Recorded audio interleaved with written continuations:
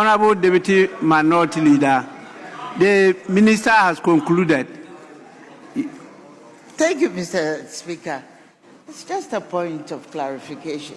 I heard the Minister for Finance indicating that Honorable Asenso was talking about the abandonment of the project which they proposed. But that is a clear misrepresentation. He was talking, yes, that is the truth. We were all here, and then we know of the letter. So I think it's mischievous, and we need to have clarity on this issue. We have it on record. We have it on record that he was saying that there's an existing project which is almost completed. So he should complete it. That was the suggestion. So, Mr. Speaker, for point of clarification, I think we should all be fair to each other. And the letter didn't even say that. Thank you very much. Well, Minister, I wanted to say something because you are reopening the debate. And I don't want to, but once you said it, yes, the Minister has the right to reply. Mr. Speaker, I have a copy of the letter with me. And so, Mr. Speaker, I want to send the letter to you. But, Mr. Speaker, I can read the details to you. Mr. Speaker, he said, His Excellency John Dramani Mahama, President of the Republic of Ghana. Mr. Speaker, first, it is on the letterhead of the Office of the Member of Parliament, Bantama Constituency, dated 4th August 2025. Dated 4th August 2025. He said, Dear Mr. President, appeal for reconsideration of the new Accra-Kumasi Expressway proposal. Mr. Speaker, appeal for reconsideration of the new Accra-Kumasi Expressway proposal. Mr. Speaker, I have the honor to convey my concern on the recent proposal by your administration to construct a completely new 6-lane expressway between Accra and Kumasi. Mr. Speaker, as someone who has served, he said that as someone who has served both as Minister of Roads and Highways and a Member of Parliament representing a constituency directly linked to the Accra-Kumasi corridor, I fully appreciate the strategic importance of this route to our national economy. But it remains the most critical arterial road in this country, Ghana, linking our two largest cities and serving as a vital economic lifeline. But however, Your Excellency, since John Ejekum Kufuor administration, significant progress has been made in dualizing the corridor. Over 100 kilometers of the 240 kilometers stretch has been completed, with an additional 46 kilometers currently under active construction, including strategic bypasses at Enyinem, Osino, Enyinase, and Konongo, as per the country's own records. Mr. Speaker, it went on to say that the fiscal progress on this bypass ranges from 58% to 100%, with only 94 kilometers left to be dualized.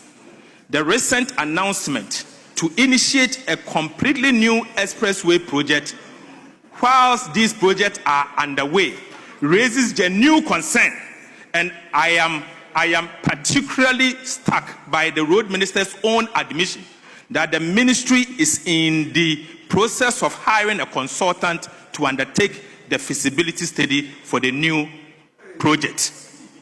This suggests that there is no final design, no cost estimate, no secured funding for the proposed expressway. Yet, Your Excellency stated publicly that construction will begin next year and be completed before your term ends. A timeline less than 3 years. With my expertise and experience, I can say without any fear of contradiction that this timeline is not feasible.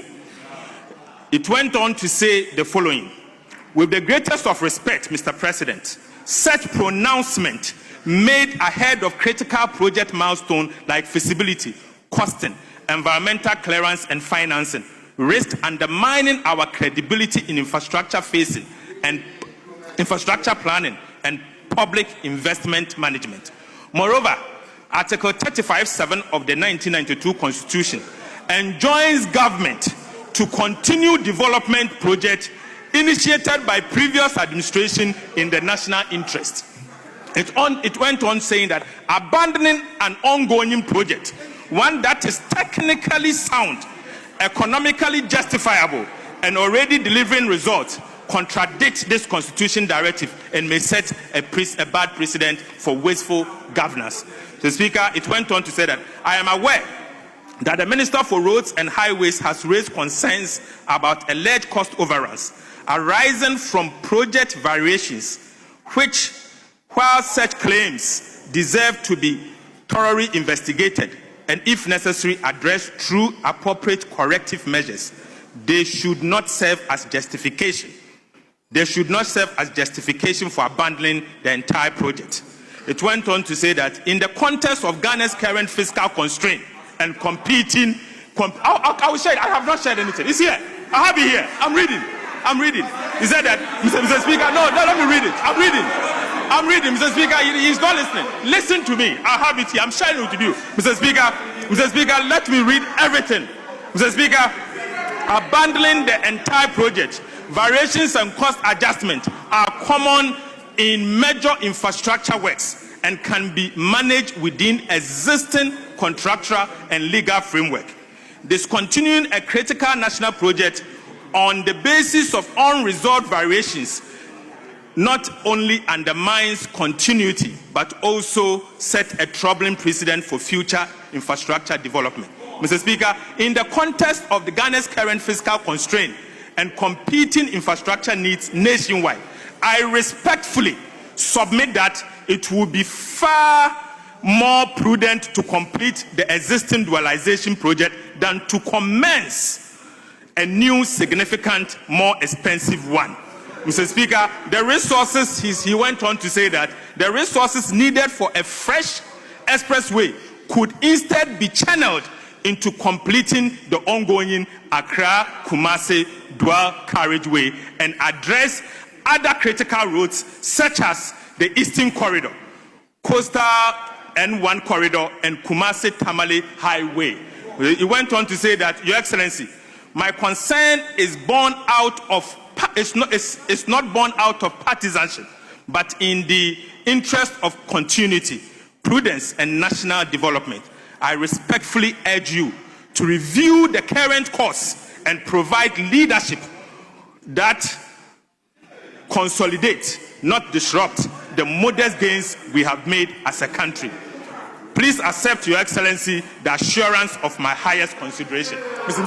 Speaker, clearly, Mr. Speaker, this is what he said. He said that the project should not be continued. This is what he said. So everybody knows what is this. Mr. Speaker, we all know what he said.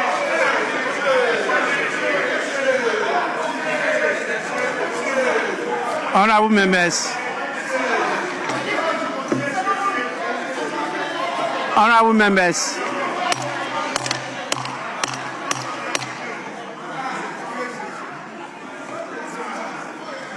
Honorable members, at the time the honorable member referred to made his submissions, I was presiding, and exactly what the minister read is exactly what he submitted. No difference at all. And I'm sure if he had been here, he would have confirmed that.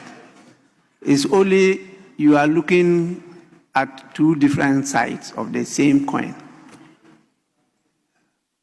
It's half empty, it's half full. That's all what is happening. If not, it's the same thing that he submitted here.